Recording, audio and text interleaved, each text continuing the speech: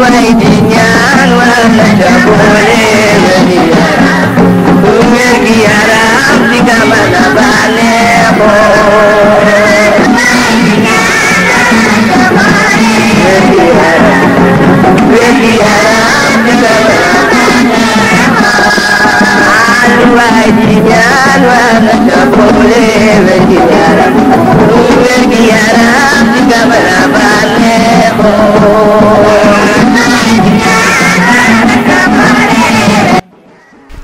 asalaamaaleykum waa àdduna asalaamaaleykum waa mbokki Louga asalaamaaleykum waa mbokki Ñomre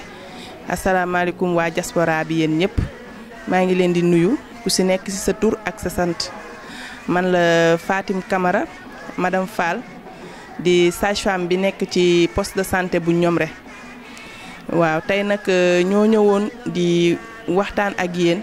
ak di leen diis soxla bi nga xamante ni moom la poste bi am ci wàllum ndimbal parce que poste bi soxla nañ ndimbal pour ñu defaraat poste bi bu ko defee population Ñomre bi nga xamante ni ñoom ñoo ciy jëfandikoo ñu mën ci gis seen bopp ndax ku xam Ñomre xam ni dëkk bu mag la te boo waxee dëkk bu mag wax population bu mag ndax Ñomre ñun poste bi li muy couvrir lépp mi ngi toll ci 19 751 loolu nag soo ko waxee kon nga war a xam ni li muy xaar rëy na booy xool ci wàllu maternité bi jigéen wérul yi nga xamante ni ñoo ngi leen di séentu ci at mu nekk at mii ñu toll nii mi ngi toll ci 4700 et quelque kon loolu boo ko déggee nga war a xam ni kon am nañ jafe-jafe bu baax a baax pour li ñu war a jël en charge yëpp ñu mën ko jël en charge moo taxoon ñu bëggoon tey wan leen li nga xamante ni moom moo nekk ci poste bi képp koo xamante ni mën nga ci jàpp mën nga ci def sa loxo nga dimbalee ñu ko bu ko defee population Ñomre dinañ ci gis seen bopp jigéen wérul yi nga xamante ni ñooy jaar ci suñu loxo aussi dinañ ci gis seen bopp bu baax a baax. waaw comme ni ma leen ko waxee woon léegi tey boo gisee ni fii ni mu mel nii fii la jigéen wérul yi war a toog xaar te fii buñ fi toogee gis ngeen nu mel banc yi ñuy toog déjà wow na amuñu te tàng na. dañu obligé lalal leen ay basang ibbi buntu yi pour ñu mën a féexlu waaw fii nii mooy bureau bi nga xamante ni fii la ñuy consulter soo gisee bureau bi nii nga xam ne xat na soxla nañ bu baax a baax ku leen ci jàppale bu ko defee jigéen ñi dinañ gis bu baax seen bopp ci fi ñuy faju see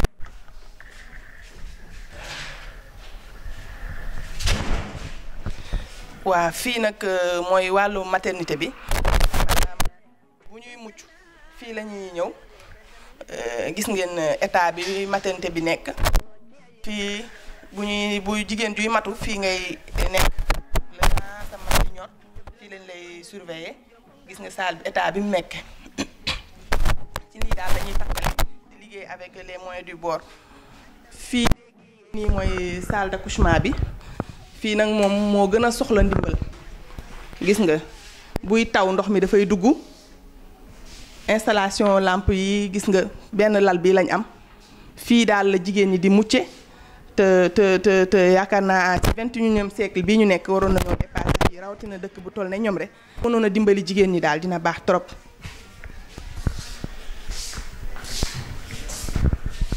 waaw lii moom lañ leen doon wax ci wàllu maternité bi di ñaan rek képp koo xamante ni mën nga ci def sa loxo. xeebuñu kenn muy association yi nekk fii biir Ñomre association yi nekk extérieur comme ressortissants yi li ñuy def nii ñu ngi leen ciy jaajëfal bu baax a baax di leen wax rek ñu bañ a teggi seen loxo parce que Ñomre seen Ñomre la population bi seeni population la ñi fi nekk seeni nit lañ seeni parents lañ kon képp koo xamante ne am nga sa dërëm wala sa ñaar dërëm boo xam mën nga ko def ci biir poste bi rek ñun ñu ngi lay tàllal loxo nga ñëw ñu jàpp àndandoo liggéey Ñomre su ko defee bu ñuy cité poste yi nga xamante ni ñoo gën ci district bi ñoo gën ci région bi dem sax bay naan ñoo gën ci Sénégal ñu mën si boole poste de santé bu Ñomre ñu ngi leen di jaajëfal bu baax a baax di remercier bu baax nag population Ñomre bi nga xamante ne am nañ confiance ci ñun bay ñëw di faju see biir Ñomre malgré maigre moyens yi fi nekk ñoom ñi ngi bàyyi xeebuñu fi ñu dëkk ñi ngi bàyyi lépp ñëw fii nga xamante ne mooy ci poste bi di fi fajoo kon nag ñooñu tamit ñi ngi tàllal loxo képp koo xamante ne mën nga si def sa loxo pour que au moins bu ñëwee ci poste bi ñu mën ci gis seen bopp maa ngi leen di jaaj. Bonjour, Je m'appelle Boubacar Kamara. Je suis l'infirmier chef de poste de Niomré, dans la commune de Niomré. Bon, nous faisons cette intervention par rapport aux besoins du poste de santé de Niomré. Bon, à travers l'interpellation d'une association, de l'association ATN, à travers un membre de l'association, à savoir M. Pablo, qui est un immigré résident en Espagne, dans la commune de Zumárraga, en collaboration avec le maire Miquel Serrano, nous ont sollicité pour faire une contribution au niveau du poste de santé à travers l'association ATN qui réside au niveau de Niomré. Bon, nous sommes là depuis quelques années et depuis lors nous sollicitons la population et des partenaires, surtout pour la réfection du poste de santé. Comme vous le savez, le poste de santé a été créé depuis plus de 30 ans et depuis lors, il n'y a pas eu de réfection au niveau du poste de santé. Bon, l'état du poste est un peu délabré, peut-être que vous l'avez vu dans les vidéos et autres, mais le besoin de réfection, de réhabilitation est là. Donc nous sollicitons l'appui de tous les partenaires possibles, mais en particulier l'appui de l'association ATN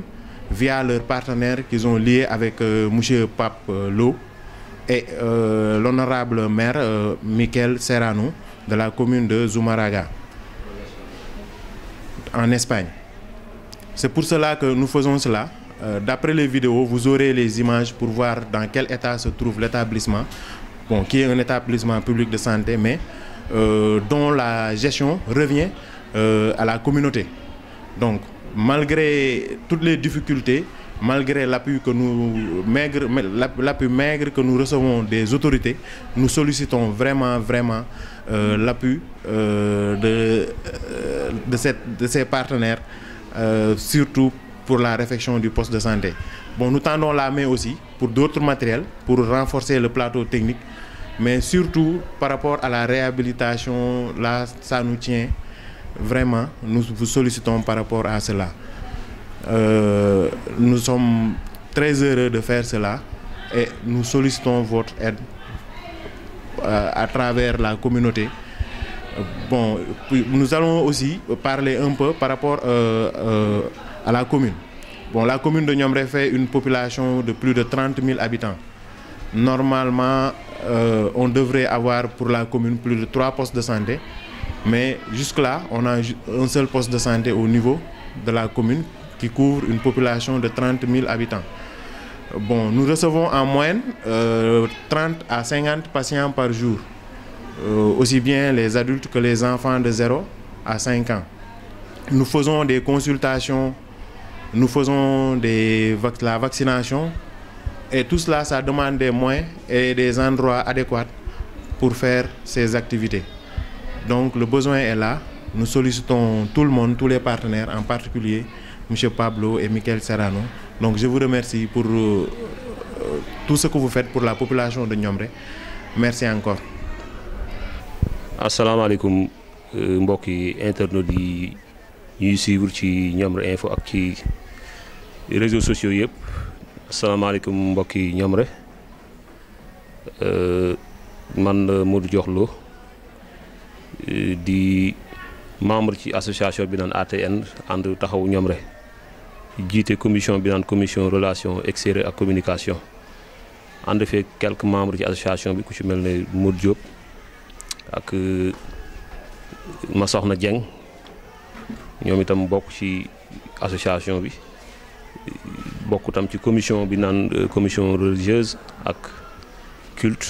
Modou Diop Baye Sox aussi moom tam mi ngi bokk ci commission éducation ànd fee aussi Mama Thiam. Tey nag dañoo ñëwoon ci poste de santé bi ngir wone xar kanamu poste de santé bi ci yenn ci ay jafe-jafe ci wàllu dëkkuwaay bi ci wàllu infrastructure yi ndax ku ne xam na ne ATN dafa jox priorité li naan wér-gu-yaram ba tax mu wutal ko commission ci kaw loolu tam ci la ñu amee benn yéene am benn mébét ànd ceeg sunu rakk Pablo di émigré nekk Espagne ànd ceeg aussi mbokki émigré yi mu nekkal foofu mu am ay relation foofu mën naa sa ay partenaire ci dëkk ba foofu ci Espagne ñun koy wax alcalde maire dëkk ba nga xam ne dëkk ba mu nekk ca Espagne maire ba tudd Miquel Serrano maire dëkk ba tudd Zumaraga bu mu waxtaanee moom amoon yéene yi dimbali dëkk bi ci wàllu wér-gu-yaram bu ñu ci waxtaanee ak moom tam kooku xamal ne ko maire bi ci boppam xamal ne ko am na yéene yi moom tamit jàppale leen waaye nit tam boo koy dimbali da nga koy dimbali ci li mu bëgg foo nga xam aussi li mu bëgg nga doo ko mën a dimbali moo tax ñu ne du yam rek ci bind joxe waaye dañuy ñëw fi nga xam ne fii la jafe-jafe yi nekk ñu waxtaan ak ñi nga xam ne ñooy dund jafe-jafe yooyu mooy ñi fi nekk di faj ñi fi nekk di faju ak population bi ñu waxtaan ak ñoom ci lan mooy jafe-jafe yi poste de santé bu ko defee ñoom tam ñu xool nan lañ ci dimbalee ànd ko ak ATN ànd ko ak mbokki ñoom rek yëpp képp koo xam ne bonne volonté nga ànd ko diaspora bi ñu nekk Espagne ak ñu nekk fépp foo xam ne ñu ngi doomu ñoom mi ngi ci Europe liggéey bi nañ xam ne ñoom ñoo ko bokk du mbiru ATN kese mais mbiru population bi yëpp la ak autorités yi nekk ci dëkk bi yëpp à commencer par le maire waaye comme ni ñuy wax rek loo gis rek dafay am bunt xëy na ñoom gis nañ suñu yéene ci dëkk bi ak suñu engagement ci dëkk bi xëy na moo tax ñu am xalaat ne liggéey boobu kat ñun lañ ciy àndal waaye ñun tam jëluñu ko rek def ko suñu bopp mais dañ ciy ànd ak population bi yëpp ànd ci ak aussi acteurs directs yi mooy ñi nekk ci poste de santé bi te muy commencé ko ci ICP bi di docteur Boubacar Camara ak madame Fall di sage-femme bi fi nekk ak personnel de santé bi fi nekk yëpp loolu moom moo waraloon tey yu ñëw fii jël ay image déglu leen ñoom aussi jox leen kàddu ñoom tam ñu wax seen i jafe-jafe yi nga xam ne ñu ngi koy dund ak li nga xam ne bëgg nañ ku leen ci jàppale loolu moo waraloon suñu teewaay fii xam naa danaa jox kàddu gi rek quelques membres wala kenn ci membres yi ATN jottali kàddu yi sant ak kàddu yi ngërëm waaw. salaamaaleykum wa rahmatullah mbokk ñu ngi leen di nuyu yéen ñëpp di nuyu population Ñomre ñu nekk ci biir réew mi ak ñu nekk ci bitim réew ñëpp comme ni ko suñu mbokk Pape jox loo waxee rek xam naa tànki tey mooy tànki nemmeeku yuñ doon def ci suñu poste de santé bi bu ko defee xam naa dañuy jaajëfal rek suñu mbokk yi nga xam ne ñoo nekk ci diaspora bi di ñu jàppale di góorgóorlu def seen kem kàttan ngir luy jëmale poste bi kanam ndax kenn mënul wax ak dundute boole woo ci wér-gi-yaram ndax wér-gi-yaram mooy jiitu mooy lépp kon nag ñu ngi leen di jaajëfal bu baax a baax comme ni ko sëñ Modou waxee sànq rek ñu am suñu ay mbokk yu nekk ci kaw di ñu jàppale di wut ay partenaire foofu ngir lu gën a jëmale poste bi kanam ndax yaakaar naa sànq def nañ benn visite ànd ceeg madame bi nga xamante ne nii madame Fall muy sage-femme bi ak Boubacar ñoom tamit def naa li ñu wax doy na sëkk duñ ci mën a yokkaat dara ndax ñoom ñoo fi nekk ñoom ñoo gën a xam li ñu yittewoo ak li ñu soxla kon ñu ci tàllal loxo ñëpp rek xëy na buñ jàppoo rek kenn ku nekk def fa nga mën rek bu boobaa incha allah li ñu bëgg dinañ ko am. di jaajëfal suñu mbokk mi nga xam ni moom lañ doon jokkool sànq ba léegi muy Pablo ak ñam ko àndal ca Espagne di jaajëfal tamit maire bi nga xam ne mooy Miquel Serrano nga xam ne moom mooy seen partenaire boobu nga xam ne moom lañ fas yéenee lëkkalool ngir lépp loo xam ne lu jëm ci wàllu jumtukaay matériel boo xam ne poste bi dina ko soxla ñu mën ñu cee jàppale. kon daal ñu ngi jaajëfal ñëpp di jaajëfal waa association bi di ATN ñii ay représentant rek lañ fi waaye ñii bokk ci association bi bari nañ dafa fekk ni nag ñenn ñi ñooy teewal ñi ci des ndax yitte yeeg yooyu mais kon ñëpp doonoon nañ teew fii kon ci sama kàddu ñi ngi jaajëfal ñëpp di jaajëfal population bi di tàllal loxo ñëpp nag monsieur le maire ñu ngi koy tàllal loxo maanaam liggéey bi ñuy def daanaka moom tamit liggéeyam la rek dañ ko ciy wutu rek ndax am réew moom kenn ku nekk fa nga mel ne da nga fay jàppe du lépp la ñuy xaar ci état ndax bu ñu xaaree ci état lu bëri dana tardé te santé moom ni ma ko waxee sànq am na loo xam ne mënul xaar kon ñun nañu boole suñuy dërëm suñuy juróom suñuy ñaar dërëm li ñu am def li ñu man li nga xamante ne nii nag état moo ko man ñu bàyyee loolu état waaye ñun li ñu man buñ ci xaar état ndax defe naa ne du lépp la man état tamit ñu ngi leen di tàllal loxo am na loo xam ne mënuñu ko ndax boo xoolee fii nii li fi nekk ci mbooloo maanaam commune bi yëpp lii daf leen mënatul couvrir maanaam dafa tuuti ci population Ñomre bi yëpp boo xoolee li fi fajoo par jour comme ni ko madame bi waxee sànq kon ñi ngi tàllalaat loxo lépp lu ñu mën a dimbalee rek ci pour faju gi gën a jaar yoon rek bu ko defee nga xam ne lépp lu ñu doon uti Louga rek dinañ ko am suñu dëkk bii ndax dañuy wax ne kuy wàlliyaan rek sa dëkk daa tëggul kon dañuy tënk rek ay kàddu remerciement rek la woon kon ñi ngi gàttal kàddu yi foofu di jaajëfal ñëpp salaamaaleykum wa rahmatullah. Buenos días a todos y a todas. Hoy estamos en el centro sanitario del municipio de Ñomre, Senegal. En el nombre de la asociación ATN del municipio de Ñomre, en el nombre del presidente de esta asociación, Talla Dieng, en el nombre del presidente cargado de las relaciones exteriores, Modou Diorlo, y también en el nombre de todos los presidentes de esta asociación y en el nombre de las autoridades del municipio de Ñomre. Ñomre es una gran comunidad en Senegal. Y esta gran ciudad tiene un centro sanitario. Y este centro sanitario ya no tiene la capacidad para acoger a todos los enfermos, a todas las enfermas. Ya no tiene la capacidad. Por la cual tenemos el listado de todas las dificultades que este centro sanitario tiene. Y este centro sanitario acoge cada año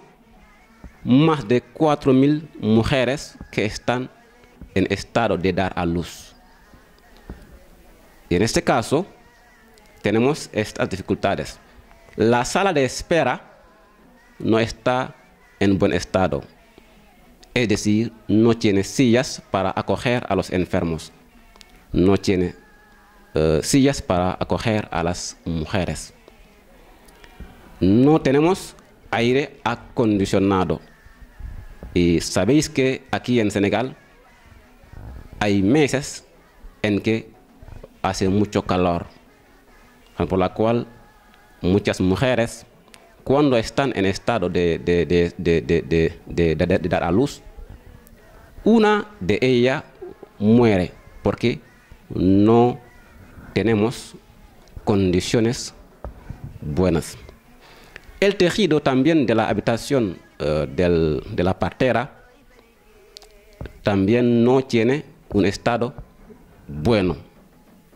No tenemos también muchísimos materiales sanitarios para acoger, para tratar bien a los enfermos. Y también en el nombre del presidente de los emigrantes en Ñomre, que está en Zumárraga, en España, se llama Pablo, también necesitamos ayudas para este centro. Y por la cual nosotros, los jóvenes que están ahí, en nombre de la asociación ATN, y también la asociación que está en España, Zumárraga, estamos trabajando juntos para equipar de manera excelente este centro sanitario. Porque aquí, lo sabéis, muchas personas no tienen medios. Muchas personas están en situaciones de pobreza. No pueden curarse cuando están enfermos. Hay falta de medicamentos, hay falta de edificios, hay falta. Ahora necesitamos que todas las asociaciones nos ayuden. Muchísimas gracias a todos y a todas.